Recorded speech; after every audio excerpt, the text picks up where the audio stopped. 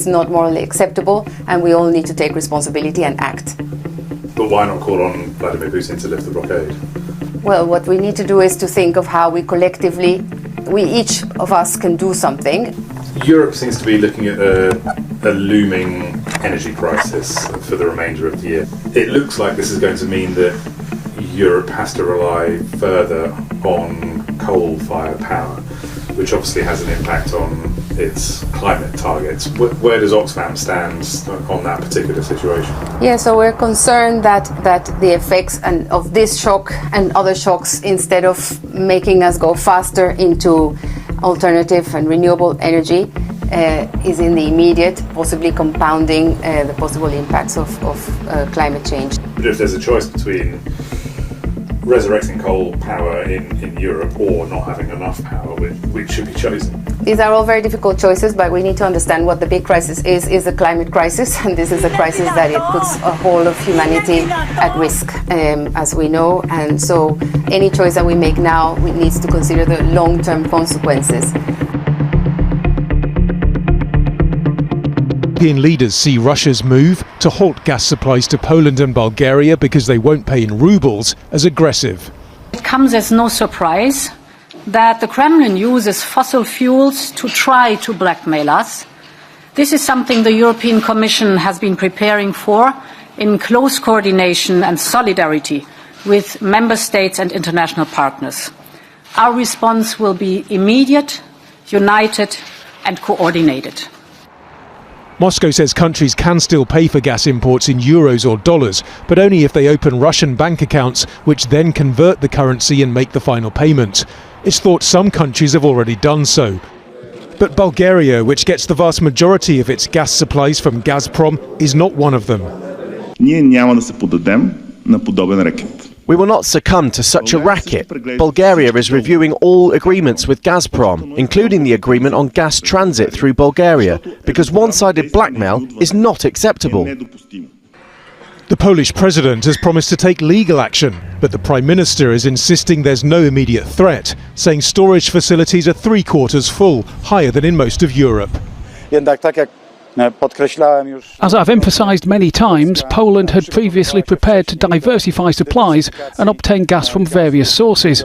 Even before the Baltic gas pipeline is launched, we'll be able to protect our economy, to protect Polish households from such a dramatic step by Russia. Some Warsaw residents, if not all, seem reassured. This man says shutting down gas supplies might end up harming Russia. He says his country has reserves. While this woman wonders how much Poles like her will have to pay for developments linked to the EU's biggest economy, Germany has been the most reluctant to end gas imports from Russia. But on Wednesday it said it was speeding up efforts to find alternatives, including liquefied natural gas. I can say that our Russian gas dependency, which was at 55% before the war and dropped to 40% a few weeks ago, is now at 35%. So for now, the common message is there's no need to panic. But it's hard to say how Russia's move will play into the existing energy price crisis across Europe. If anyone would want to interfere with what's happening in Ukraine now from the outside, they have to know Russia's response will be swift and fast.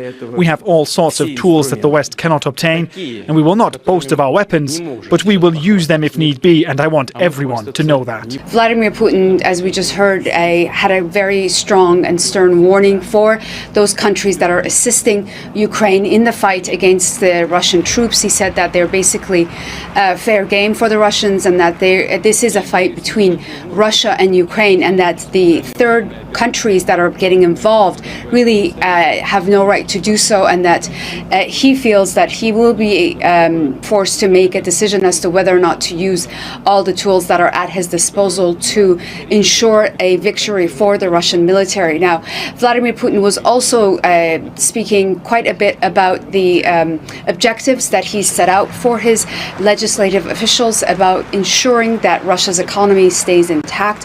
And he said that the attempts that have been made by the Western powers to try to cripple Russia's economy through severe sanctions have failed, and that Russia is standing still and they are not going to. Underground tunnels and chambers below the Azovstal steel plant. Last week, Vladimir Putin ordered troops not to storm the plant, but blockade it. Russia agreed in principle to allow the UN and the Red Cross to help evacuate civilians from the steel plant in Mariupol. Exerting massive fire and blocking our units in the area of the Azovstal plant. In the city, occupiers continue to carry out filtration measures against the civilian population. And there have been protests in Kyiv demanding safe humanitarian corridors out of the Azovstal steel plant. Mothers and wives of soldiers fighting in Mariupol attended the demonstrations. Agreements between Ukraine and Russia to allow safe passage of fighters and civilians have failed so far. This fighting has been reported in Mykolaiv and Kherson in the southeast. Russian forces also shelled the town of Lyman. People are rallying against what they're calling a sham referendum. Ukraine says Russia is planning to hold a staged vote in the Kherson region to try and show popular support for the creation of a Russian-backed republic. Kherson is occupied